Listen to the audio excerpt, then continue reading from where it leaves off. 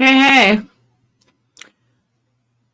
Welcome, welcome, welcome. Oh, did you submit? And thank you.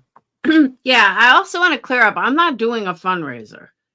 I mean, if all goes well, we're going to do Christmas for her like we did 2 years ago. But yeah, some people were thinking like I'm doing a fundraiser. No, that's not what I was asking. I was asking for people who knew charities that do like Make-A-Wish Foundation for adults? That's what I was asking. So, where is everyone? Is there like millions of people live right now? So, how you guys doing tonight? Hey, Whistle Down. Welcome, welcome, welcome. Let me start by saying all memberships from here will also go to breast cancer awareness tonight.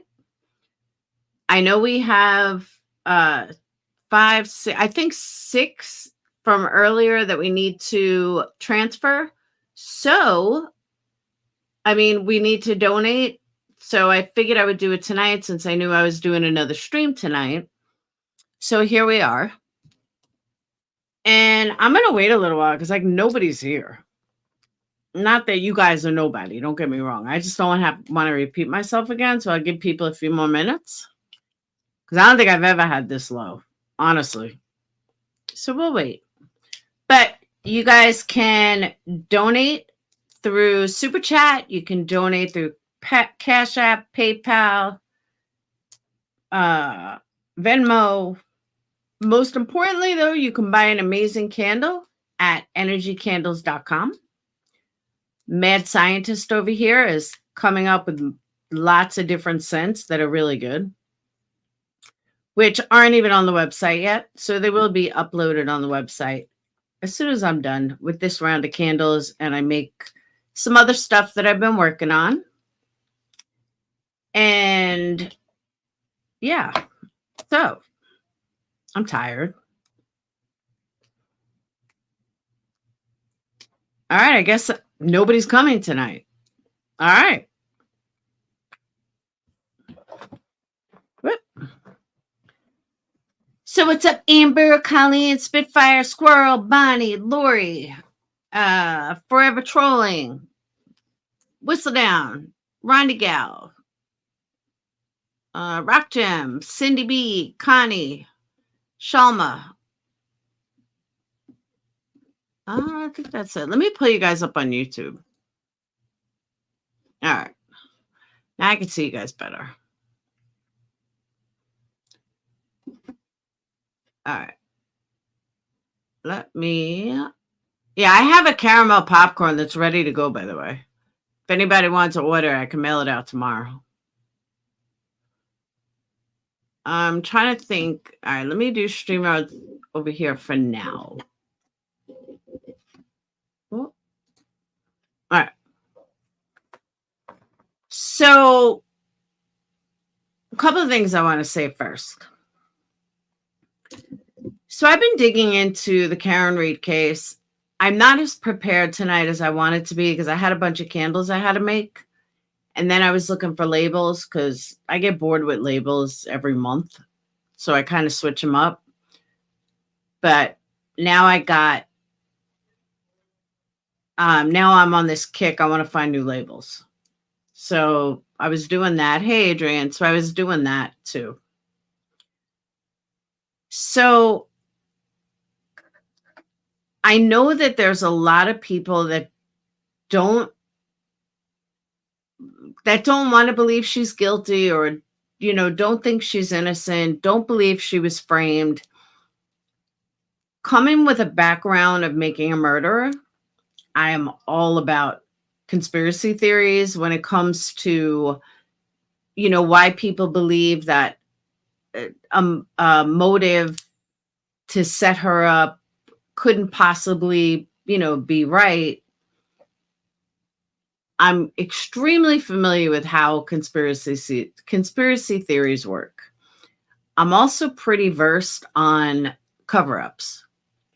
Not from a legal standpoint, just from like making a murderer. The one thing people forget, and they forget it quite often, if a state or on the state level is trying to set you up, you're never going to know it. Meaning, if there is a conspiracy going on and there is a framework going on and it's at such a high level, police, government officials, don't you think they're going to have a rock solid case Because when I look into the way people think she's innocent, it feeds right into the theory that it just feeds right into the theory of a conspiracy. And it feeds right into the theory of, people wanting to set up a setup.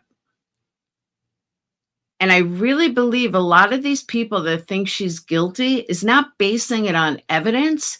They're basing it on the way it was set up. Am I making sense? Like, do you guys understand what I'm saying? Any single conspiracy, not conspiracy, any single frame, cover up, they're not going to leave any loopholes, and they're certainly not going to leave room for error.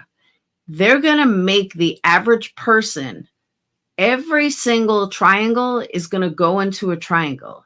Every single square is going to go into a square. When people think of a cover up, they seem to think that people are going to, set someone up and they're going to, try to fit a triangle into a square. And that's just not the way setups work. That's not the way you're going to frame someone. When the police frame someone, they have to make it so rock solid that the average person, which is your average juror, is going to believe it. And every single piece is going to fit into place. So the average person is going to say, yeah, that makes perfect sense. Well, that's what's happening here. Because if you think outside the box, there is no way she's guilty. None. And if anybody wants to challenge me on that by the end of tonight, I'm more than willing to drop a link. But I'm going to show you guys why I believe she's innocent and why I believe that this is a total cover-up based on the evidence. So let me start. I got my notes. Hold on.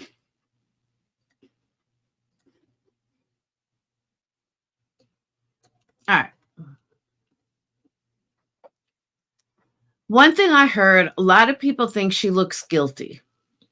Well, Karen Reed, according to the court affidavits and what her lawyer said in court back in September, she has a brain tumor, multiple sclerosis, and colitis. If she has a brain tumor, depending on what kind of brain tumor she has, that could easily make her eyes go weird. That could make her eyes be off. That could make her eyes look, loopy sometimes, all depending what kind of brain tumor she has. But personally, I think that makes a big difference. I'm going to get to all that. Okay. So here is the case in a nutshell. On January, I don't know the exact date, on January of 2022, Karen Reed allegedly ran over her boyfriend, who she was dating at the time. They weren't married, they weren't engaged, they were together for a couple of years. Allegedly leaving him unconscious on the lawn of another police officer in Canton, Massachusetts. Canton is like southwest of Boston. To give you a little background on John O'Keefe, what type of person he was a good dude, like honestly. He was tall, he was big, Boston police officer, living in Canton since 2014. He ended up raising his niece and nephew because his sister died of a brain tumor, and then her husband died of a heart attack 2 months later. That's sad. So he took his niece and nephew in, and they called him Funkle, they called him JJ. The last 2 or 3 years, he's been dating Karen. Now, Karen is not some bum that he met on the street. She's an equity analyst and a professor at Bentley University in Boston. So, being that they're not married, first thing I want to point out, what's her motive? What would be her motive for killing him? She wouldn't get anything from life insurance. They weren't married. And she has a huge, she has a good job. She's got everything to lose. A lot of people think that he was going to break up with her. He told his niece and nephew he was going to break up with her, and that's his reason for doing it. Well, guess what? They were out that night. People in general with a lot to lose don't normally kill their boyfriend in this kind of way. They were hanging out that night. They were together that night. Going on what we know up to this point, is it possible that she was pissed off, she was drunk, she hit him and took off? Yeah, it's possible. It's absolutely possible. But there's one big factor in this that you can't forget. That one big factor, if you hit something at even 5 miles an hour, now they claim, the prosecution claimed she was making a 3-point turn and hit him. Okay. I'm going to show you guys some pictures which completely annihilate that whole theory.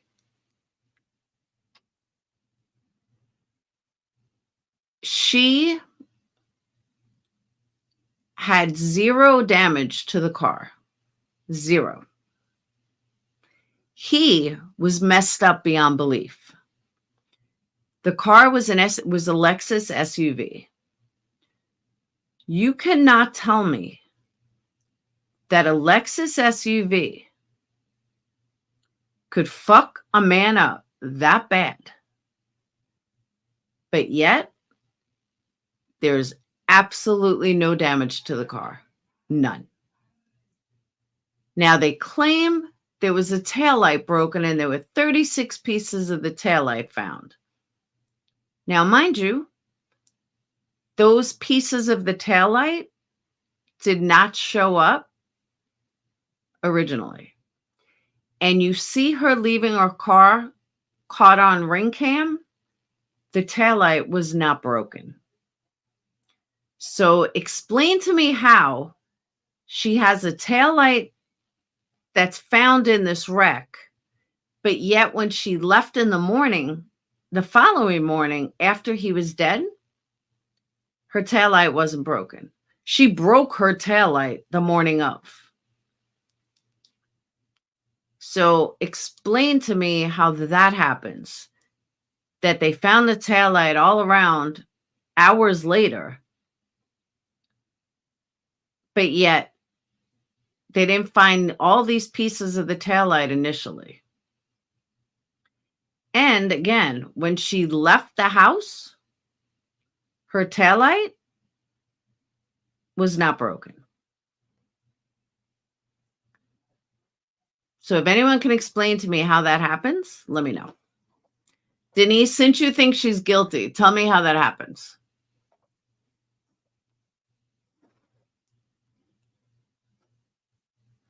And by the way, the niece and nephew that he was raising are 10 and 14. So they're old enough to know what's going on.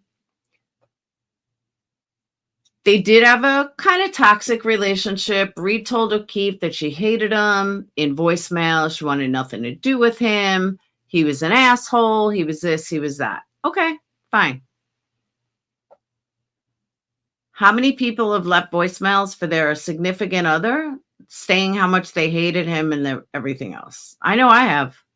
I've done it multiple times.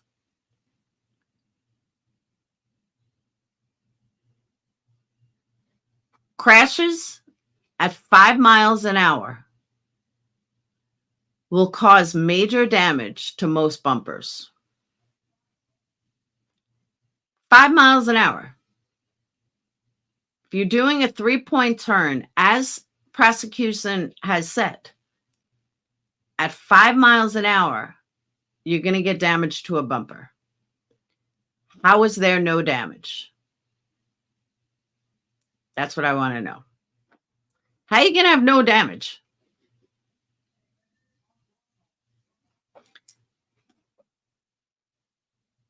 Snow did not cover it. Hey, Kaz, I saw those autopsy photos. The snow did not cover him. He would, and here's another thing. If someone backs into you, your automatic reaction, you're going to go backwards. He was laying face down. Tell me how somebody hits you, because the point of impact, you're going to go back. You're not going to go face forward. You're going to go back. Well, he was face down. How was he face down if he was hit? If someone like backed into him? Yes, Lexus do have 5-star crash testing. But just let me know how you're going to be face forward if you were hit in the back. I mean, if someone backed into you. That makes no sense at all. Now, there's been a lot of controversy over the marks on his arm. I was looking for pictures of what it looks like to get hit by a car going 5 miles an hour. I couldn't find one. I couldn't find any. No, but he was facing towards the street, Nicole. He was face down towards the street. He wasn't, I know what you're saying. He was not face down towards the house. He was face down towards the street. Based on what you're saying, yes. If he was walking towards a house and then went face down towards the house, that would make sense. But he was facing the street, so doesn't apply. The first picture I'm going to show you. Hold on, let me put it over here.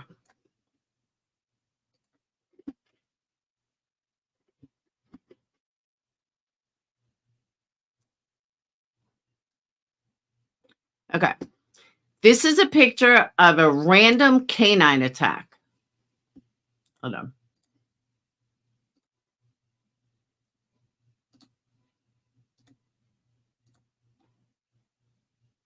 All right. This is a random canine attack. It was the aftermath of a canine. Notice the marks, though. Take a good look at the marks. You got the 3 scratches. You got like puncture. Now, his dog was a canine. Keep that in mind. We're talking the exact same dog. I mean, exact same type of dog. Now we're going to look at his arm.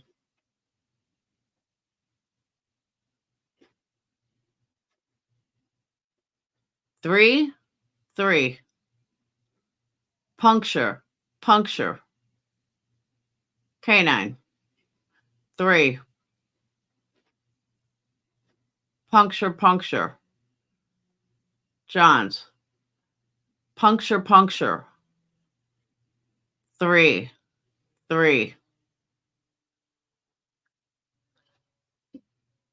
2 pretty deep scratches.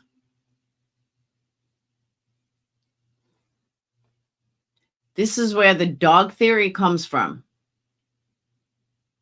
And they're right. Random canine attack, not as bad either. But random canine attack, John O'Keefe's arm. If someone can tell me How that happens from getting hit by a car, I'm all ears. I'm all ears.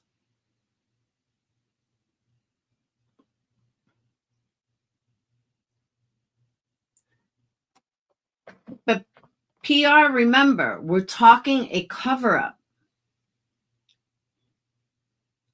We're not talking a normal case. We're talking when there is a cover up, when somebody is trying to frame someone. Again, random dog attack from a canine.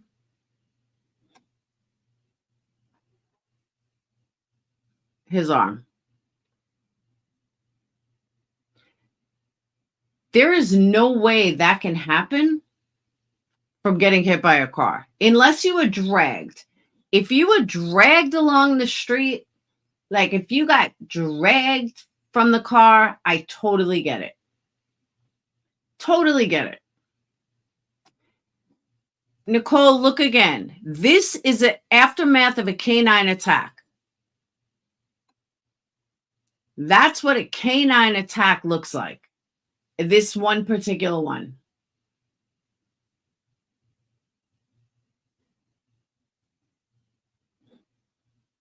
And that's his. Dog jumps up, makes these 2 marks. I noticed the 3 here, 3 or 4 here, and 2 puncture. There and there. Come up here, 2 puncture. You got 3.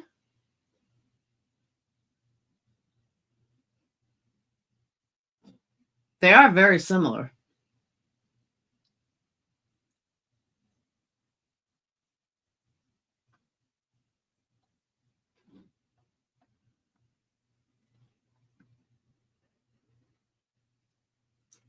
Now, could an animal have gone after him? Yeah, they could have. Could have been a knife. But the real question is, why did they get rid of the dog? That dog was a family dog for 7 years. Why get rid of the dog? Why did they feel the need to get rid of the dog that they had for 7 years? Big red flag. Big red flag. Who gets rid of a family dog? Think about it. Like, why? Why would you get rid of the family dog?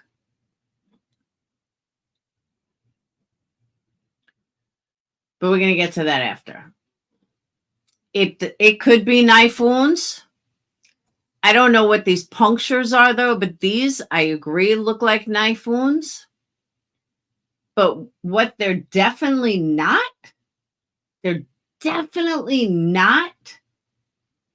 from getting hit by a car. That they're not.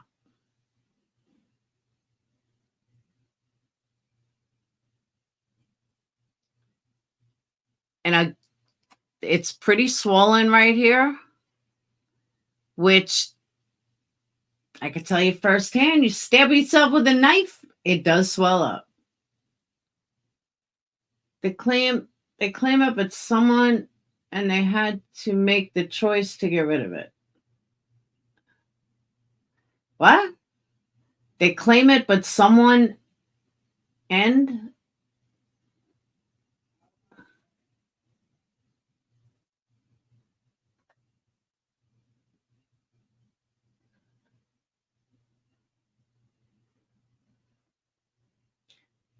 okay. So the dog bit someone else. So we know the dog's a biter.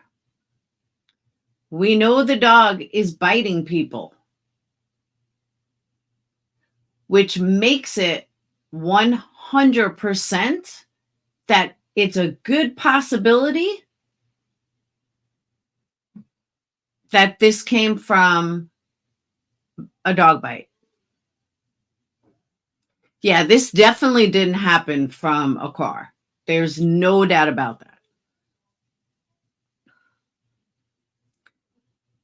I'm going to go to more pictures.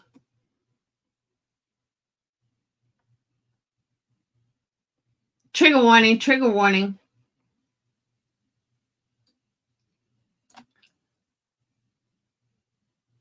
Okay. This, he was hit by something. He was hit by something. Look at how bruised his shoulder is. His eyes are black and blue, and it almost looks like his eye is bleeding.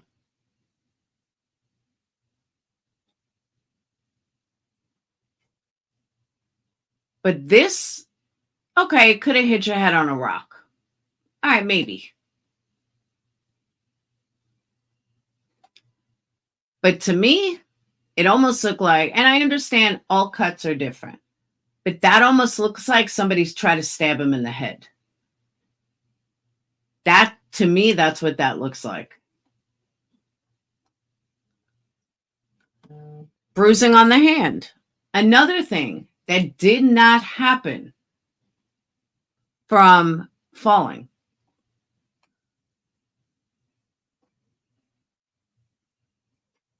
Here's another shot of the arm. Bruising on his hands. Bruising on his knuckle. Why would you have this kind of bruising on your hands and your face? And it looks like there's blood over here.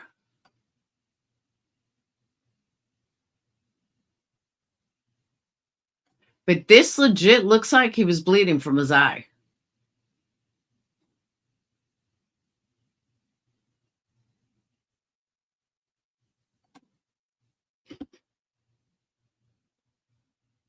This could have also been a dog. But I'm sorry. I see that as a knife stab.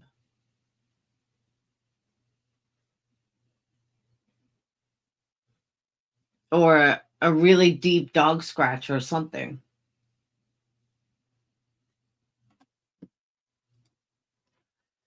Car backed into you to protect yourself. Wouldn't it be on the inside of your hands or if you were fight? Correct. I agree with that. Like the cuts could come from a window or windshield shattering and cut. Yeah, but none of that happened.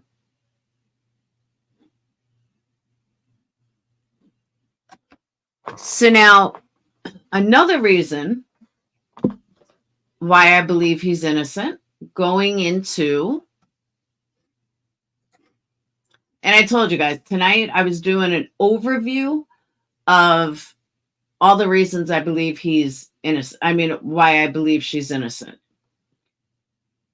His head was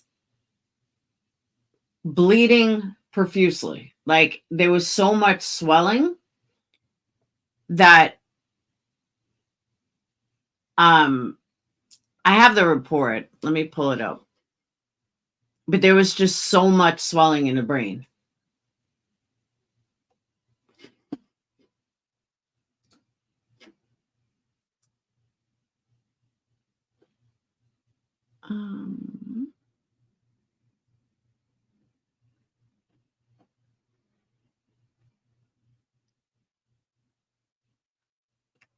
Okay, the medical examiner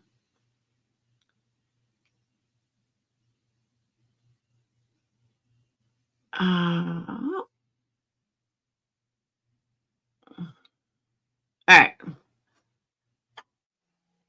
One of her attorneys is Alan Jackson, prominent LA lawyer, represented Kevin Spacey, got him off, showed the photos of O'Keefe's right arm, insisting several distinct parallel lacerations and other wounds on his biceps, forearm could not have been caused by blunt force trauma, as prosecutors claimed. He says represents claw marks and bite marks from an animal, which we kind of knew, which was Brian Albert's German Shepherd. He alleged, adding that the dog would likely attack if the owner was fighting. And that's what I said too. I said that a couple weeks ago. Deeply bruised on the back of his neck, back of his hands are defensive wounds. He said anybody that's been in a fight, you can tell it was from a fight.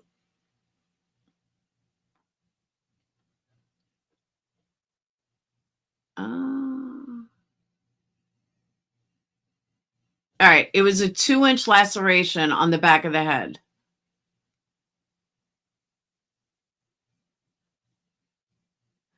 The medical examiner noted that O'Keefe's clothing was saturated with blood and that he suffered bleeding of the brain from multiple skull fractures.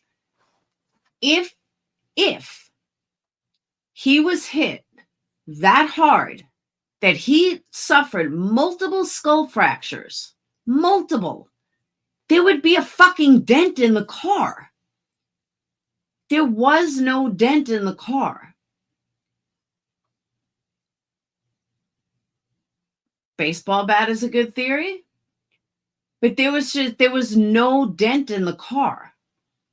So he's fucked up this bad, and yet there's no dent in the car. That's like impossible.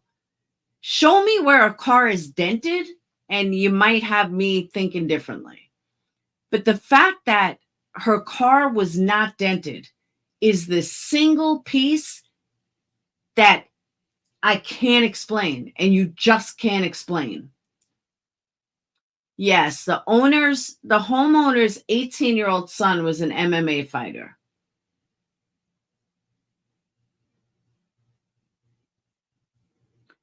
The arm could be both cuts from an object and a dog bite. Absolutely, it could be.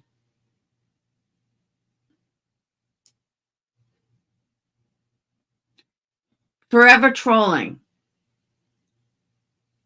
Go back into somebody in any car you want.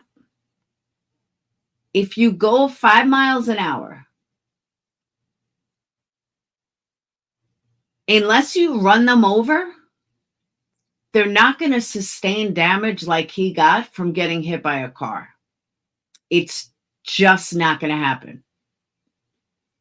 You can sit there and tell me all day long about the Lexus SUV, as strong as it may be, he would not sustain that kind of damage. None.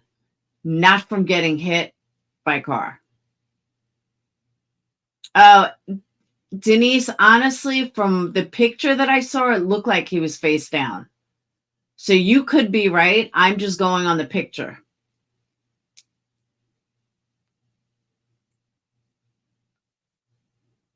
Yes, good Nunya. That's what I'm saying.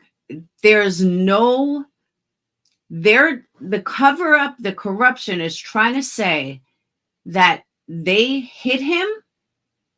I mean, that she backed into him doing a 3-point turn. And he sustained all of this damage from a 3-point turn. Hey, Coffee.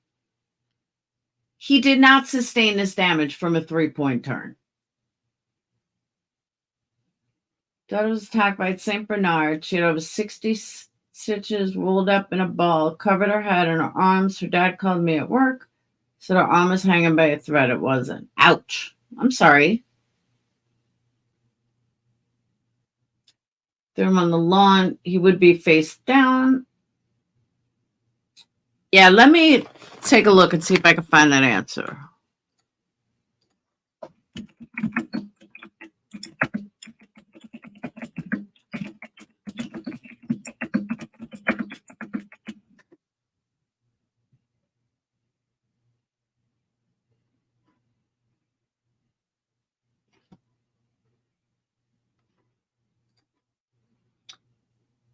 It might be in the timeline that I have.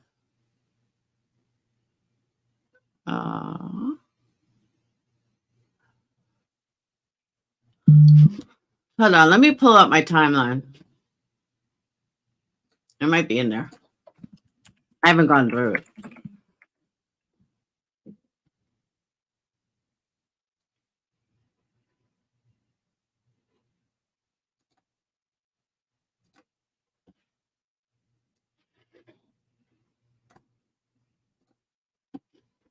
All right.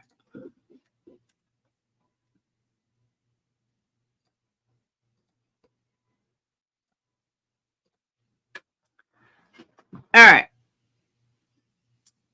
7:30. Nicole Abbott meets sister Julie, daughter Tristan, and her boyfriend Waterfall. Victim walks to McCarthy's bar. They leave for the house for a sleepover at a friend's house. Julie Abbott texts the victim telling him she's at Waterfall and to get down there. Karen walks into McCarthy's. Fast forward.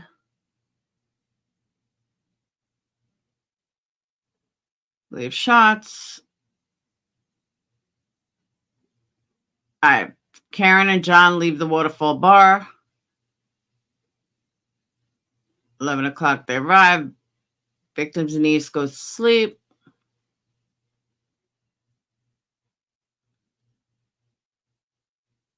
12 a.m., Ryan Nagel receives a text from his sister Julie requesting they pick her up at Brian Albert's. Karen Reed walks out of the Waterfall bar with two females. Victim walks out of the bar, his right hand, meets up with Karen, and the two walk together towards Washington. Jennifer McCabe leaves.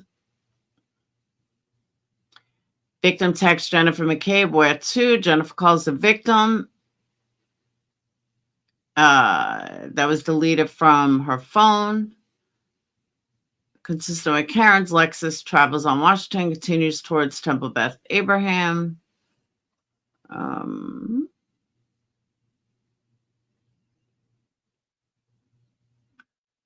Jennifer McCabe receives a phone call from the victim. Vic's phone reflects a call to Jennifer. Victim's first ping in the neighborhood. All right, 12:24. Victim arrives at 34 Fairview. Jennifer McCabe texts the victim here. Calls the victim, answered. 8 seconds, deleted from the phone. Victim's phone data reflects a call from Jennifer. Caitlin's picked up by the boyfriend.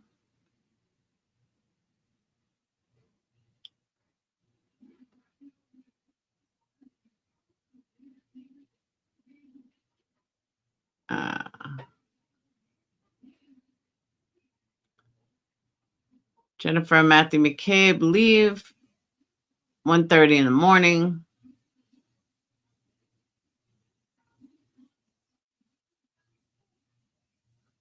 Arrives at residence. Arrives at the barn to get his dump truck and begin plowing. Jennifer sends a message, deletes those. All right. At 2:27, she does an internet search. How long to die in cold? Now you've been drinking. I mean, I've done some random Google searches when I was drinking. But that's just a little too coincidental. Just a little. Sees a Ford Edge parked in front of 34. The vehicle remained there for at least an hour. Victim's niece is woken up by Karen at 4:30 a.m. Karen and the victim's niece called Jennifer, distraught because the victim had not come home. Jennifer calls the victim, unanswered, also deleted. Kay Roberts receives a call from Karen Reed stating that John did not come home. It was snowing. She was worried. John's dead, Carrie. Carrie, I wonder if he's dead. It's snowing. He got hit by a plow. Jennifer McCabe calls the victim, unanswered, deleted. Karen calls Jennifer McCabe, unanswered, deleted. Jennifer McCabe calls Karen, answered, 43 seconds, deleted from McCabe's phone. Karen Reed's vehicle backs out of the victim's garage, striking the victim's parked Chevy Traverse. That is when she broke her taillight. Karen Reed's vehicle backs out of victim's garage. Karen Reed leaves the right garage door, travels out of the driveway onto Meadows Avenue. Jennifer McCabe calls the victim, unanswered, deleted. Calls again, deleted. Large SUV travels down Sherman. Jennifer McCabe calls the victim, unanswered, deleted. Large black SUV travels away from area. Deleted, deleted, deleted.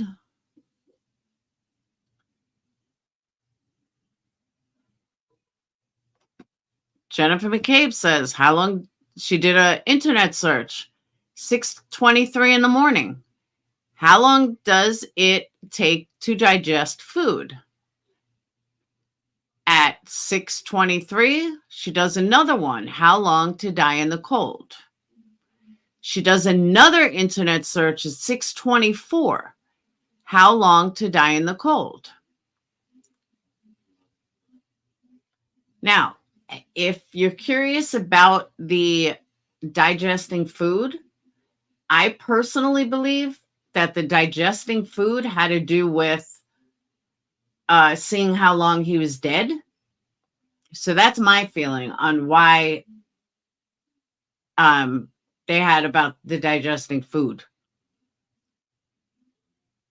His contact trooper call back in a few minutes, made aware of the situation. Receives a call from Matthew McCabe 18 seconds later. Deleted, deleted. Assumed jurisdiction. Oh, wait. Time of death, they're saying is 7:50. Okay, they don't, this timeline doesn't say how he was found.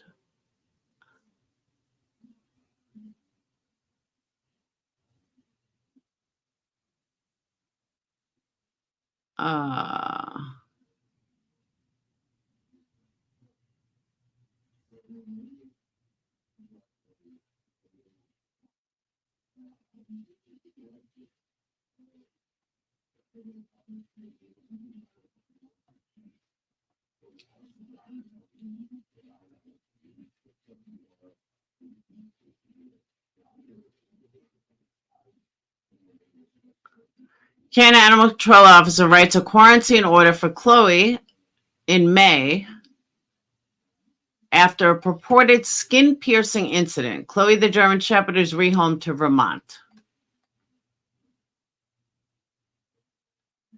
The Massachusetts state applies for and receives a warrant to examine the contents of Karen Reed's iPhone. Trooper from Crime Scene Services arrives at the victim's home with Trooper Proctel and documents all sites of the traverse and the garage doors.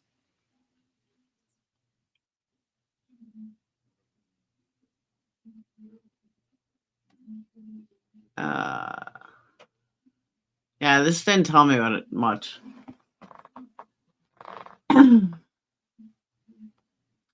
Yeah, I figured it would be in this timeline, but this is just about the phone calls. Like everyone's saying, "Oh, you got to look at the timeline." I not learning anything from it.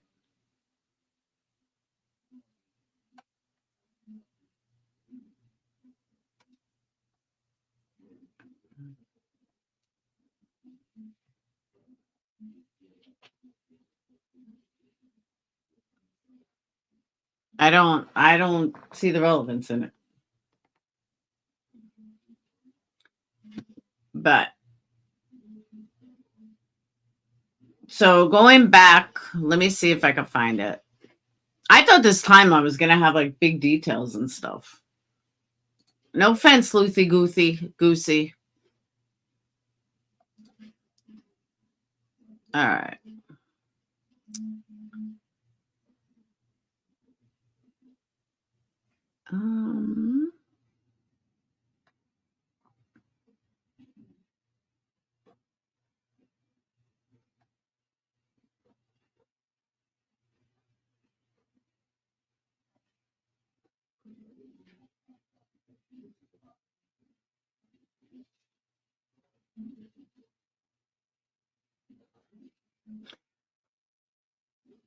Okay.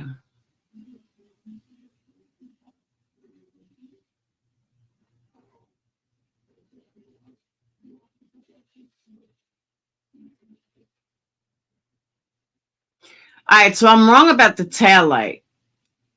Reed showed another woman a cracked tail light that morning.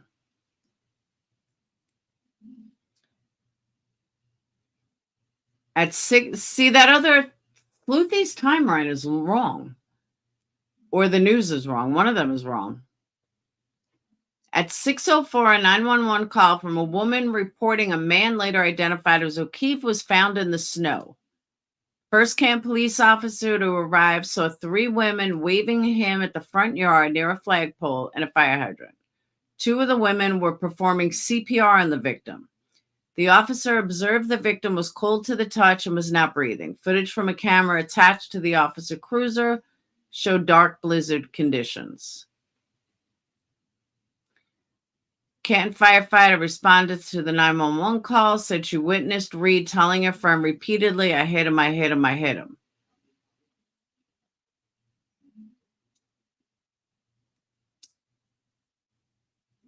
Massachusetts state troopers arrived at the home of Reed's parents and observed her black Lexus SUV parked outside the garage door with a shattered taillight. 2 pieces of red plastic taillight were found by state police, dug through the snow. Keith's cell phone was analyzed, a forensic extraction of the call logs.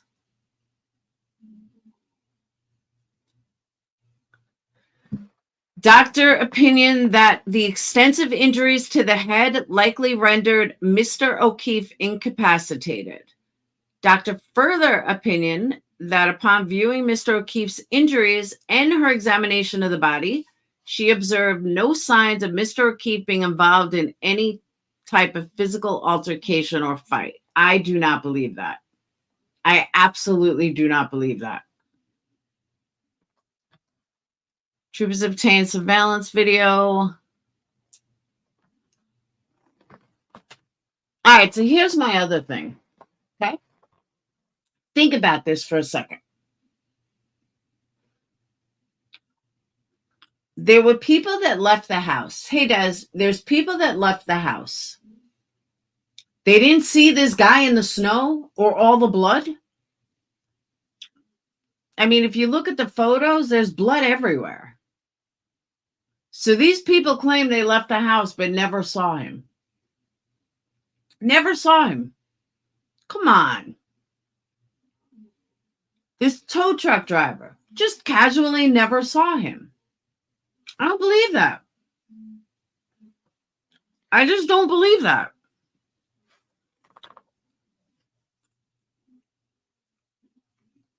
And I don't believe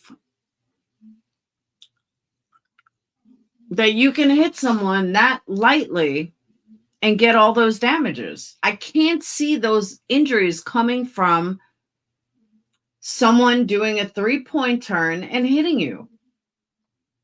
And why are they saying he never went in the house? I don't believe that either.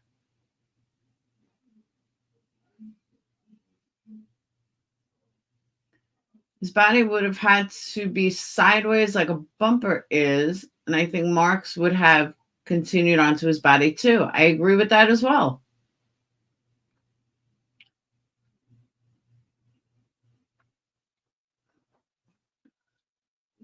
I don't see this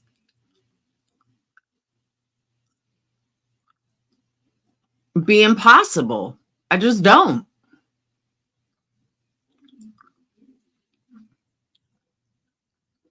Looking at his injuries,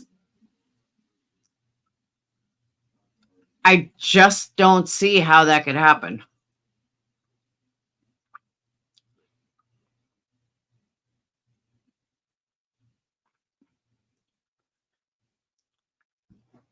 All right.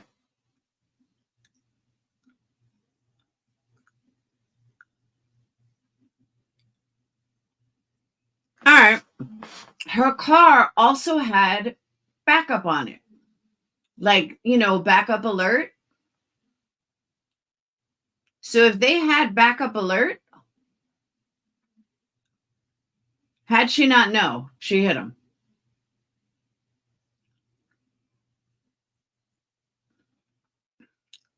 So I'm sorry, I'm not buying that she's guilty.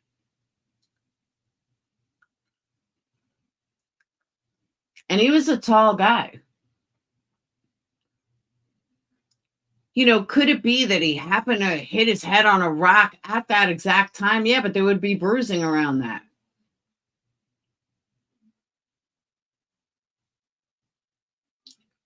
Tigress, I'm going to get to that too.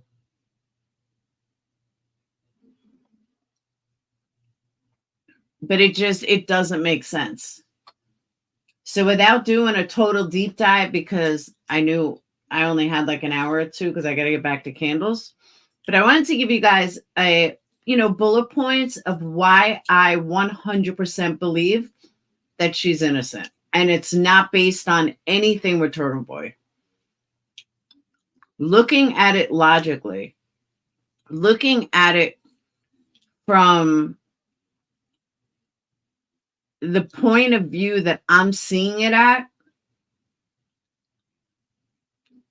there's just no way that can't. I mean, there's like not even bruising on him where it would be if you got hit by a car.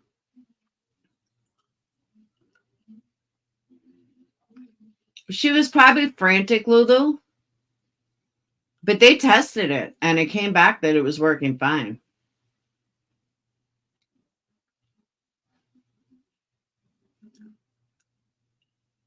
So I don't see where she did this. And that's another thing. It was cold out. I'm sure he was wearing a jacket.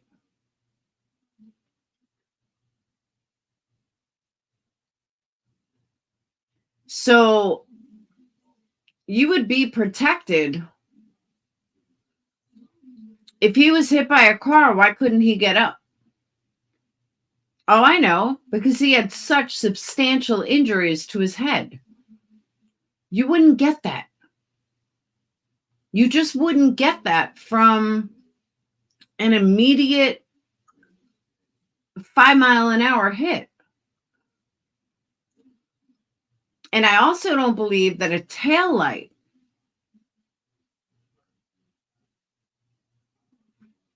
I have all the data and it's not what you're being told. What do you mean, Tigress? Why, you think she's guilty? I'm just going on the facts.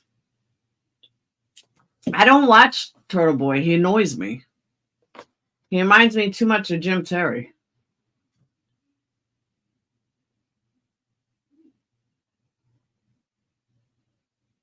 Oh, you didn't have a jacket on?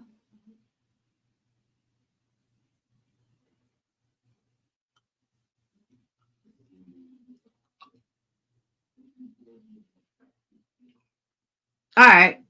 So he was going from the car into the house, didn't have a jacket on. Okay.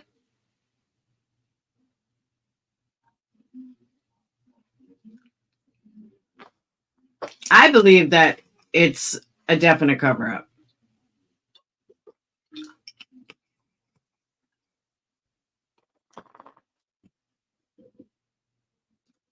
I don't think it's... Hold on.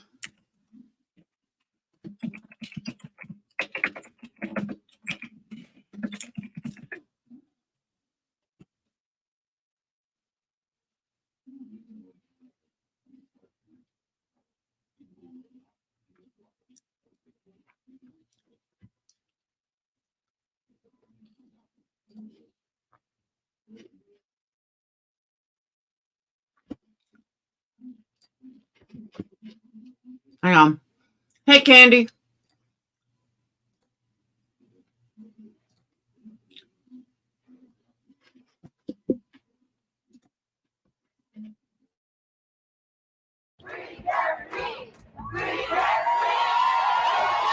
Outside this courthouse in Canton, Massachusetts, supporters swarmed around Karen Reed. Charged with murder in January 2022 death, her boyfriend, Boston police officer John O'Keefe, Reed has strenuously denied the allegations. I did not kill John O'Keefe. I've never harmed a hair on John O'Keefe's head. Her defense, bare-knuckled and bold, is making national headlines. Her lawyers alleging in court documents that a fellow police officer was involved in O'Keefe's death and colluded with other people in a cover-up. You're alleging that law enforcement officials in the state committed murder and that they're covering it up. Why would they want to be involved in this? Because he's dead. I think things went too far. It was late.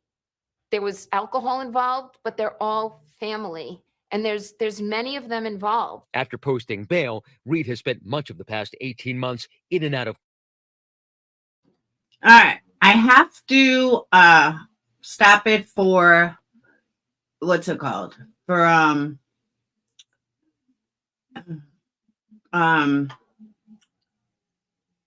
fair use.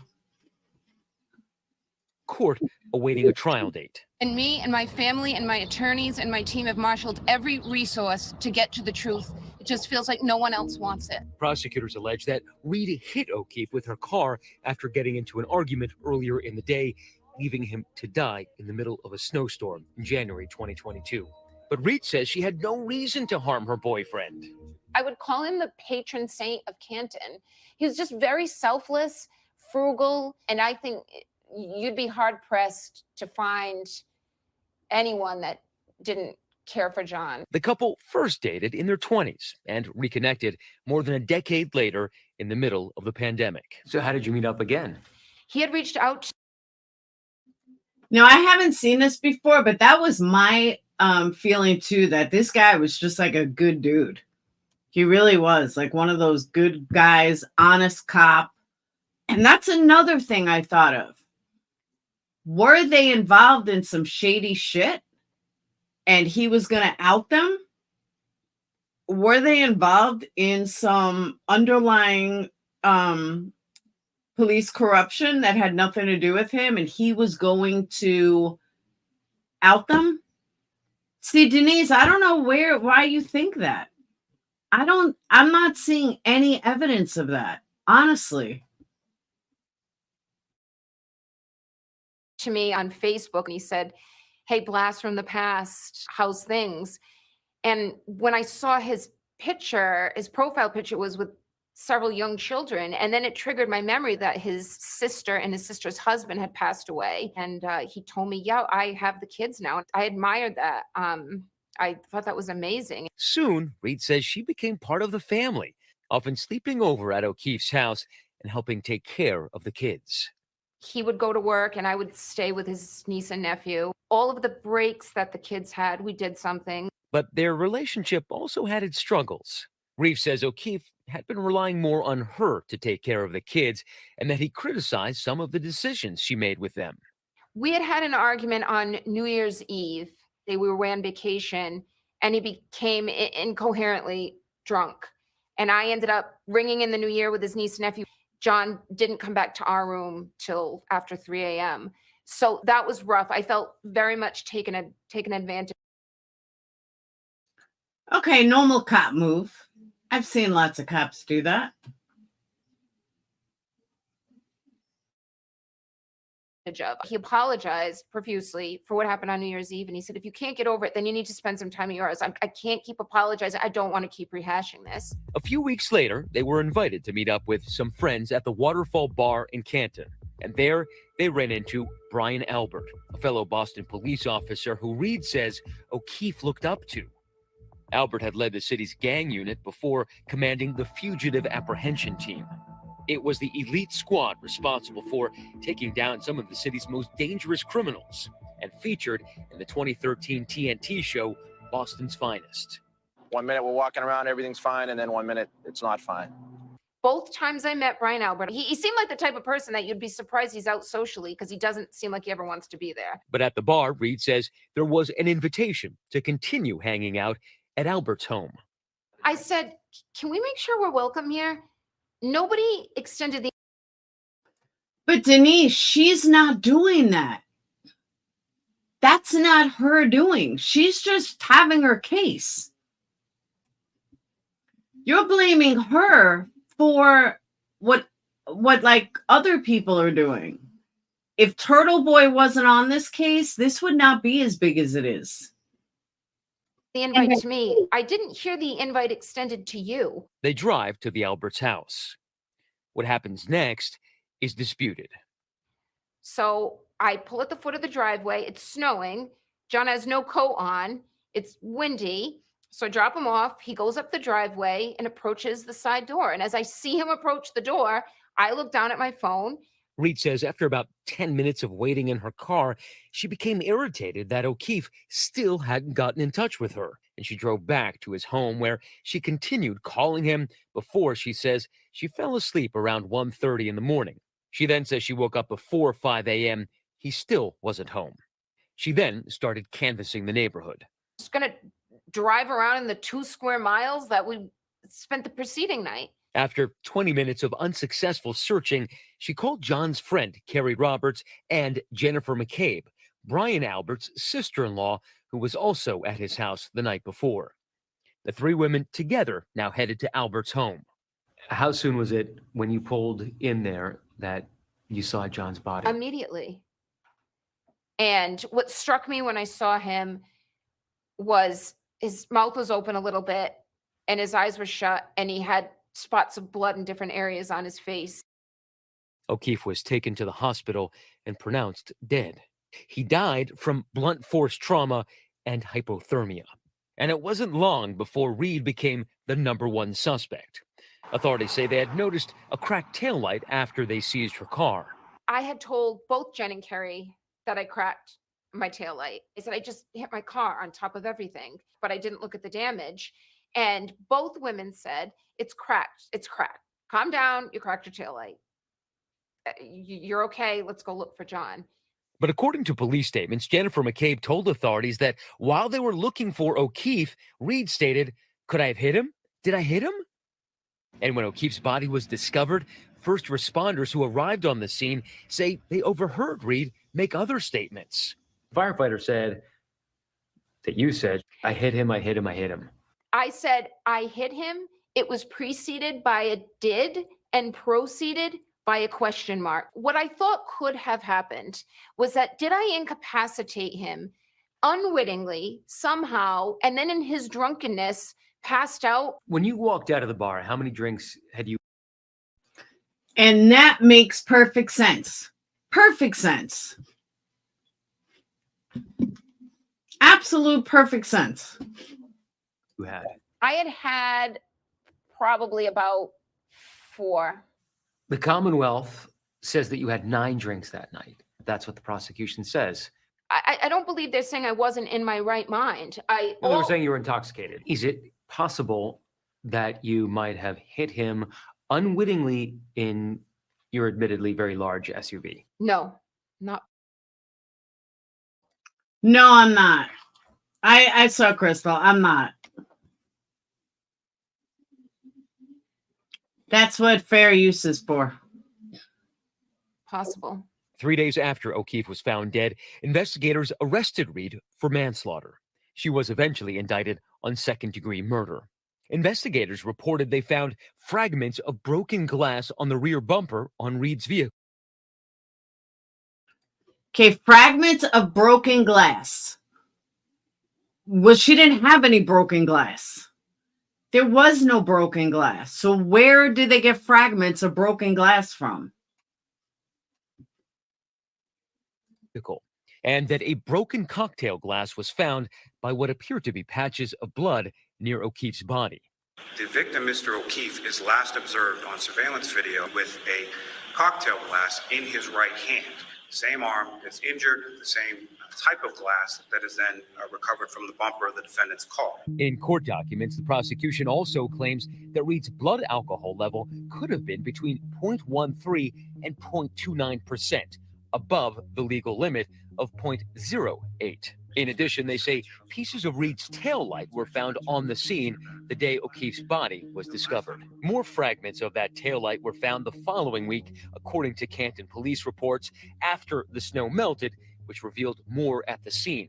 But Reed's attorney, Alan Jackson, has a different theory about how those fragments of taillight got there. Those pieces of taillight were placed there after the fact. You're saying evidence was planted. The pieces of taillight were planted after the fact. What does the defense believe actually happened to John after Karen dropped him off? I think he walked into the house.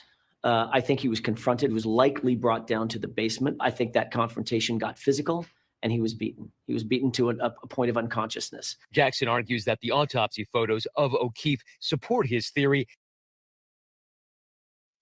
I agree. They absolutely support the theory. And not the prosecution's claim. Looks like he's been in a fist fight and he's been beaten. He's got some defensive wound bruises on the backs of his hand. He's got this massive laceration on the back of his head, a big giant gash, about 2.5 inches, exactly lateral, going from left to right. 2 black eyes, cut over his right eye, cut over his nose. This was a cover-up that John was murdered inside that house. His body was placed outside. But in a statement to ABC News, the prosecution says there was no conspiracy or cover-up. Such claims have been systematically refuted by evidence submitted to Norfolk Superior Court. The prosecution also said that, according to O'Keefe's cell phone GPS records and 11 witness statements, O'Keefe never entered Albert's home, and that a medical examiner found no signs of Mr. O'Keefe being involved in any type of physical altercation or fight. There was no evidence that Mr. O'Keefe was beaten and left for dead. There was no evidence of any defensive wounds. ABC News reached out to attorneys for Brian Albert and Jennifer McCabe, but did not hear back by the time of this broadcast. In a previous statement to the Boston Herald, McCabe's attorney said the whole scenario is baseless. Reed is scheduled to appear next in court again in September. Hi, everyone. Subscribe now to ABC. Get the app. Systematically refuted. I believe it means constantly refuted or normally refuted. Let me look. Systematically refuted.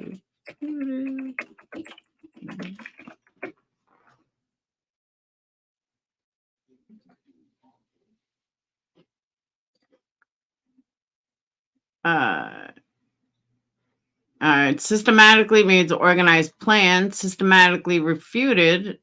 It doesn't say.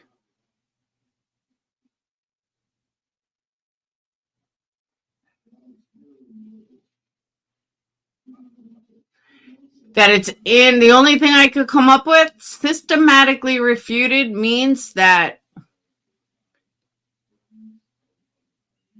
their plan is wrong by way of evidence. That's what I think it means.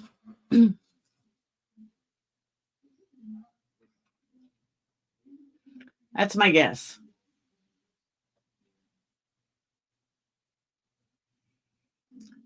No, she never went in the house. He went in the house.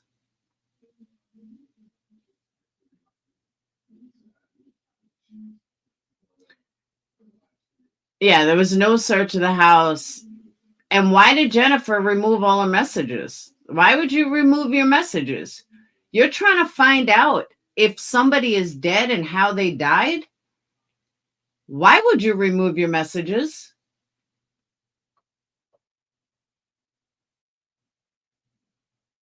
Oh, the basement floor was replaced? I didn't know that.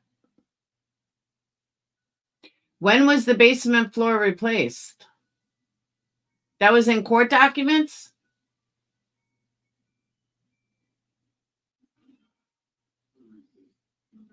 Because if there was no search of the house, why would they need to replace the basement floor?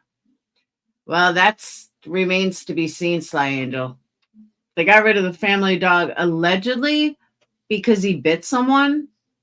Yeah, John O'Keefe. That's who he bit.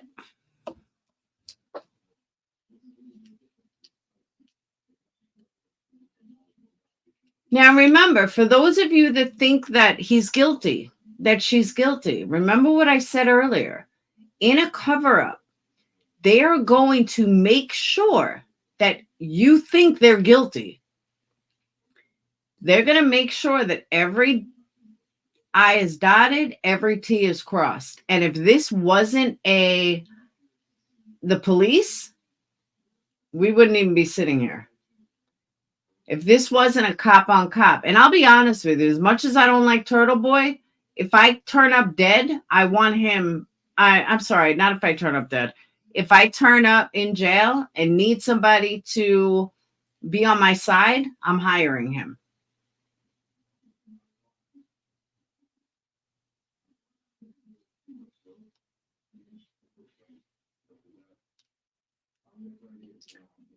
All right. Here's the other thing I want to say. If anybody ever comes to me, ever, and tells me that the Galera has a problem with tragedy pimps,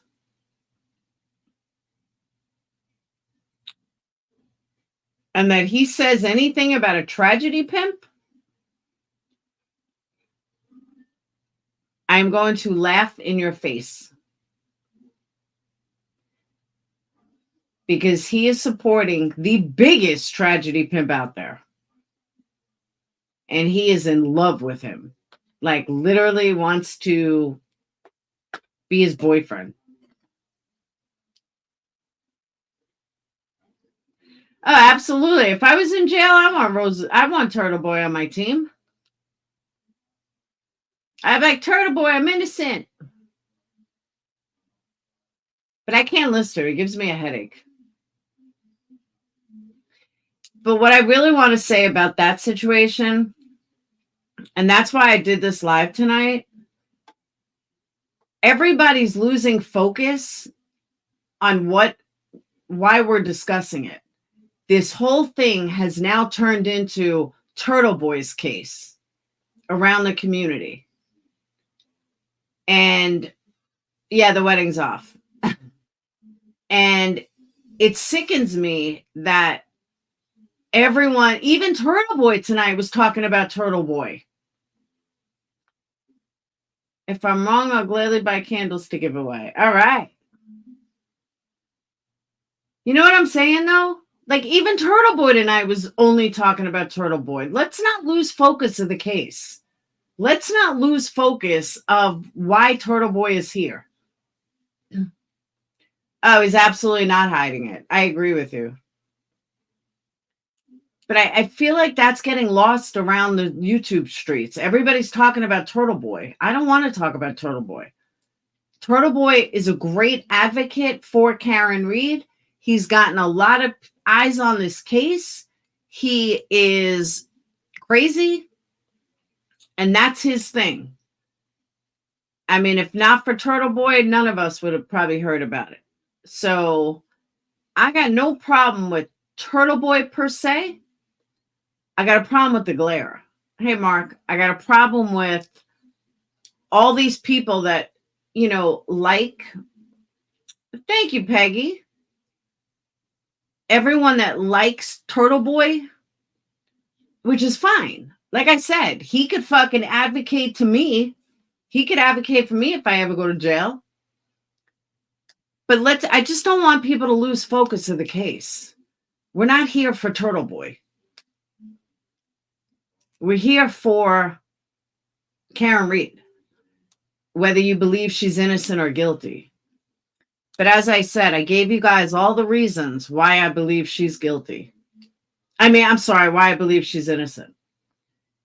But again, I go back to, if you do think she's guilty, get it out of your head about, you know, how things make sense. They're going to make sure it makes sense. That man has threatened women and children. He needs to be shunned. This isn't the first case he's blown open. I'm just saying, I mean, I'm glad that we found the case for him, and he's a great advocate, but let's not worry about him. You know what I mean? All the Galera does is talk about Turtle Boy. Turtle Boy's got his own mess to deal with, but let's not lose focus here. And too many people are losing focus. You know, that's the other thing. There isn't anything that Turtle Boy can hurt the case with. He can help the case, but he can't hurt the case. Whether he's involved or not doesn't change Karen. Doesn't change the outcome. Could change a jury, but so could anybody, any advocate. You know, there could be an advocate. Let's say Jim Terry decided to take the opposite approach and prove why she's guilty. That would be great. So, you know, then you could see two crazies on both sides. But we just don't have an advocate like him on the guilty side. So I say, let him do what he's doing. He's not doing anything to the case. He's not going to hurt the case. He might hurt people. People might get fucked up because of him. No, I know he is, Roses. I said that on my other channel earlier. I'm just saying, though, that it's interesting. Like, there's nobody like him for the guilty. Where if you had someone that was a good showman, that was a good talker for the guilty side. Like, I've heard him before calling cops pigs, LOL cows. Look at this fat cow. Come on, dude, you're an adult. But it's drama, and people love the drama. So people are all rah-rah. Personally, I think it's gross. But I'm not worried about him. I'm worried about the case. He's getting permanently banned? From what? Let me show you guys thumbnail. Hold on.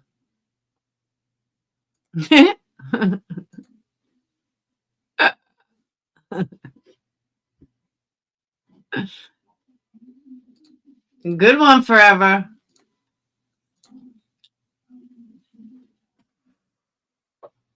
I'm going to leave that up.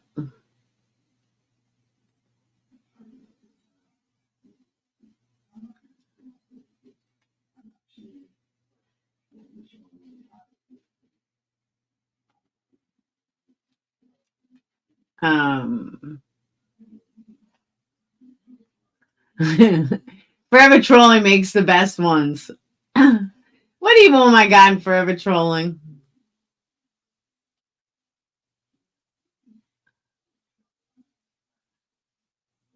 He made another one too.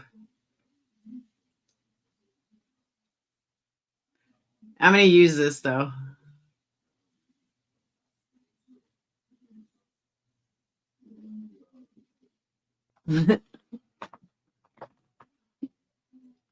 Meanwhile, Jose Baez Roses got what's her name off. I mean, to get Casey Anthony off, you got to be doing something right.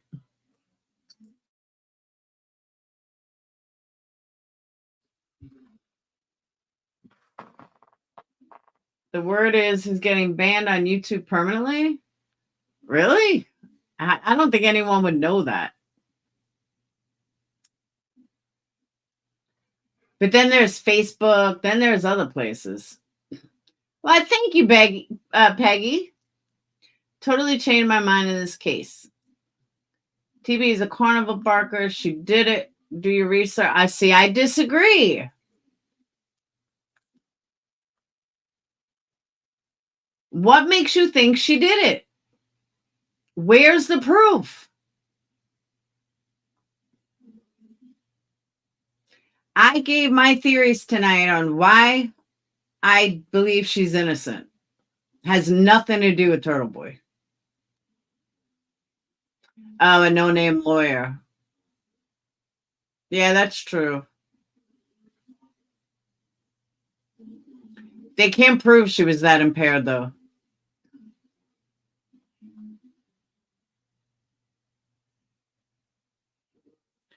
So, Tigress, tell me why you think she's so guilty. Because I don't see that.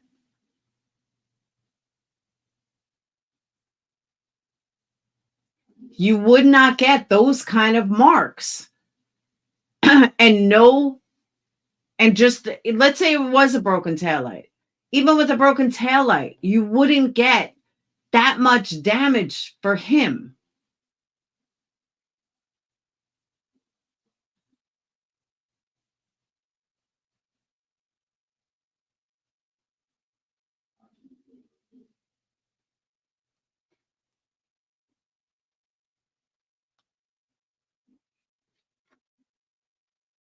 I think so too, Peggy. I absolutely agree with you. And again, remember, she has a brain tumor, according to the court. So that could be why her eyes are a little off. Congratulations, Criminal Med. They deem it not?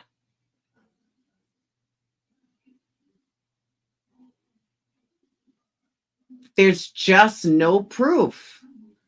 There is not enough proof to show that she did it based on plain logic. Just based on logic alone and the points that I made tonight. Just tell me that she's not guilty.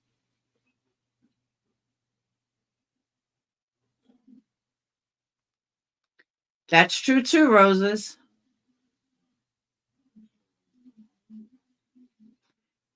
Now she's on house arrest, right? Like she's not in prison. She's free on bail.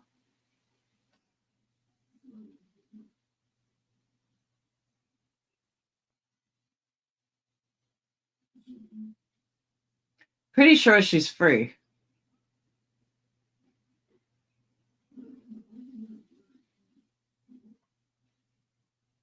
Or maybe on a house arrest.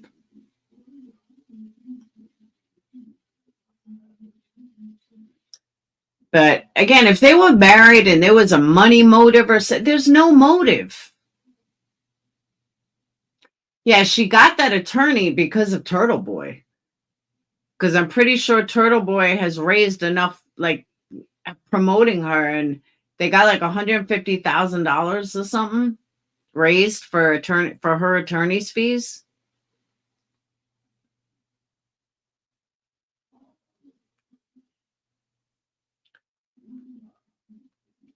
Did it cause? I don't know. I just read that the courts, that one of her medical issues is that she has a brain tumor, which could, like some people have said stuff about her eyes, that they find her eyes are weird or her eyes are off. That could be the brain tumor. She did have a top dollar job. There was just no reason for her to do that.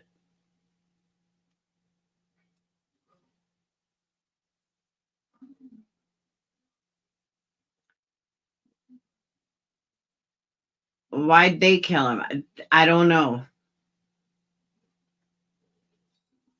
I mean, there's multiple reasons why cops could kill him. It's possible they were joking around. It's possible that it had to do with the sister. I'm thinking it had to do with the sister. I don't know why I'm thinking, I just do.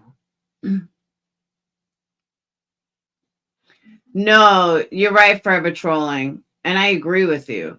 But he's made a lot of money. And he's got thousands on other places, though. He's new to YouTube. But he's got tons on Facebook and Twitter. Peggy, that's another one of my thoughts. But the fact that he kept talking to the sister and that he was texting the sister makes me think that it's possible something went on between O'Keefe and the sister and the cop didn't want it. Because that Albert guy looks pretty fucking mean. So I'm thinking maybe O'Keefe was interested in the sister, or he thought maybe something was going on with the sister.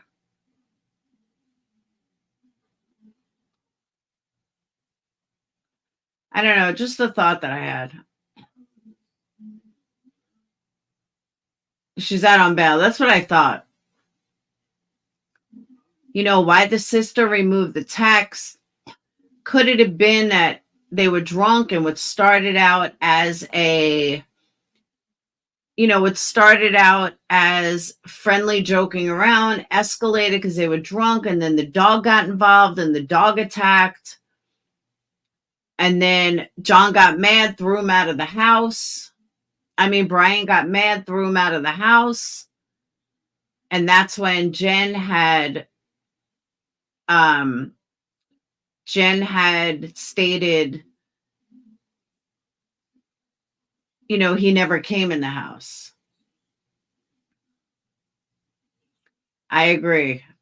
Bounce house, grown men and liquor, and sisters. It's a cover-up, Rick. I'm 100% convinced that it's a cover-up. Too many little things don't add up. Getting rid of the dog, erasing text message. Like, you're a cop's sister. Why would you erase all your messages? Why? Why would somebody erase their messages? They pushed him down the stairs and went at him. That's possible. And here's the other thing. If she was waiting, now think about this. If she was waiting for him, all right, in the car, why would he just go in without her? They were both invited. Why wouldn't she automatically park the car and just go in with him? That's another thing I can't seem to get past. Is why was she waiting for him? Why not just park the car and you both go in? Yeah, they did get it from her phone. No, because according to Jennifer's phone, the cops didn't know they existed. They only found out from his phone.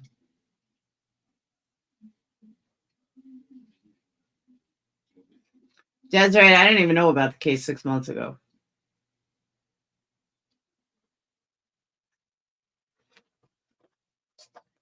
Drug dealing, possible. That's my third theory. Did he know something? Oh, no, he wasn't dealing drugs. Did he know something? He was a good guy. Was he going to bust them out or something? Did he walk in and see something? Did he walk in and they were doing drugs? And he was like, whoa, and they got scared and beat the shit out of him and then ended up killing him. I could come up with so many different theories. But those are my top 5. I actually didn't think of that last one until I just said it. But who's to say that he didn't walk into something? And that's why they let him go. That's why he never walked back out. That's actually a pretty good thought.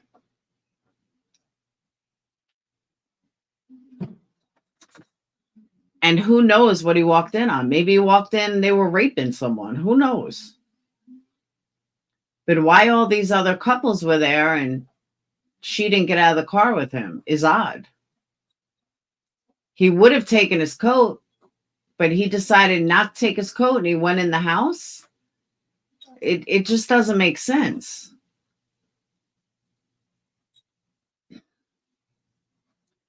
Second child, the parents have lost, tragic. Wait, what?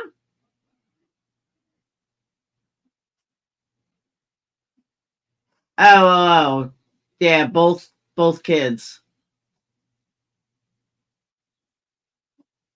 But you know what I'm getting at? It just doesn't add up. It doesn't make sense. It just doesn't.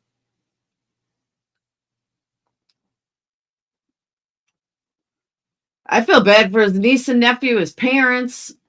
I feel bad for Karen.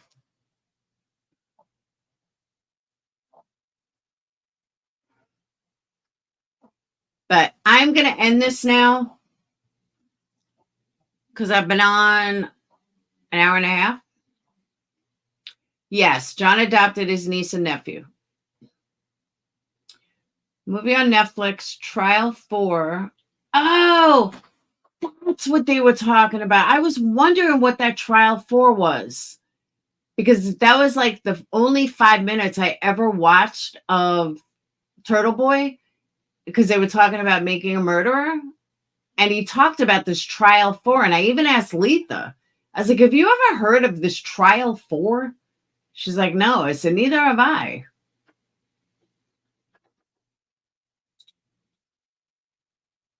You're welcome, Nicole. Thank you, Peggy. I'm going to cover this case more. But I really wanted to do an oversight of everybody so focused on Turtle Boy. And I really wanted to give an oversight of why I think she's innocent. Just from my own personal observations. But it will be an interesting trial, to say the least. Hopefully I don't get a strike. But I don't think I will. It was just a YouTube channel. Oh, I have to do a donation. Hold on. I forgot.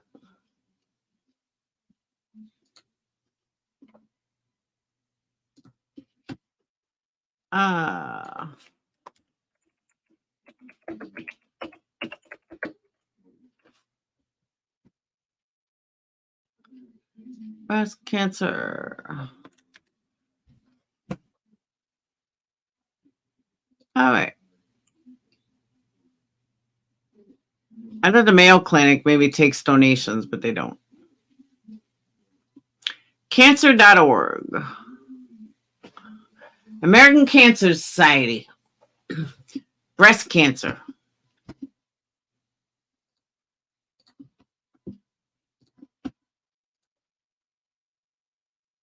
All right.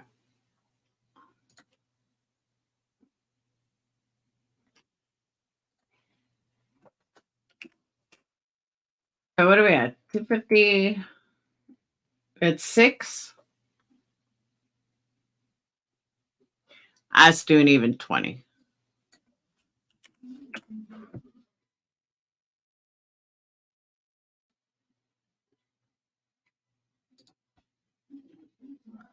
All right, hold on. Took it up, second murder for manslaughter. Yeah, I think they're going to lose. I really do. I think they're going to lose. Hold on.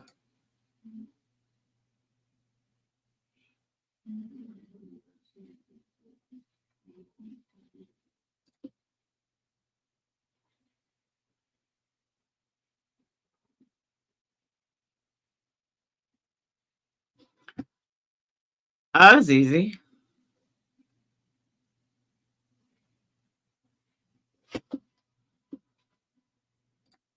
They didn't ask me for my address. All right, we donated $20, which I think is like $5 more than I made. But we did $20, paid with PayPal. I'm getting a lot of tax deductions.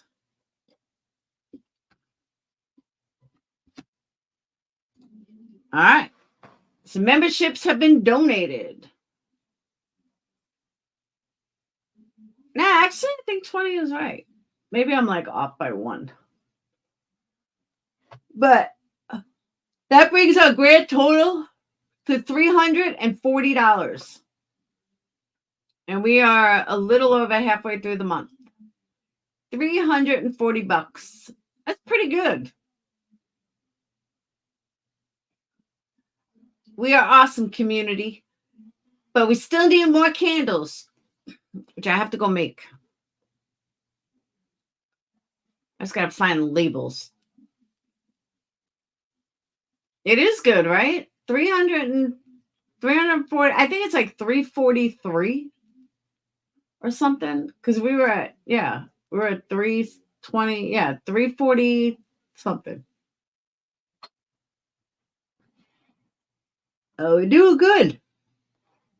Whoa. All right. I will see you beautiful people tomorrow.